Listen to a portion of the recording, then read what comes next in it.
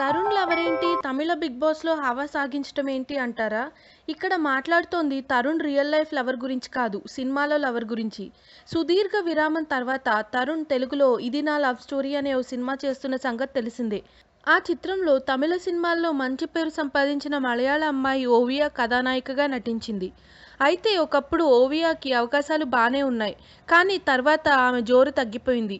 ఇప్పుడు అవకాశాలు అడుగంటిన నేపథ్యంలో తమిళ బిగ్ బాస్ షోకు పార్టిసిపెంట్గా వెళ్ళింది ఓవియా.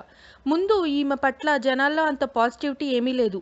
తర్వాత ఆమె అందరి మనసులు గెలవటం మొదలుపెట్టింది. మిగతా వాళ్లలాగా అతి చేయకుండా తన ప్రాధాన్యాన్ని నిలబెట్టుకుంటూ బిగ్ బాస్ టైటిల్ దిశగా అడుగులు వేస్తోంది ఓవియా. ఆమెకు అభిమానుల మద్దతు కూడా బాగానే లభిస్తుంది.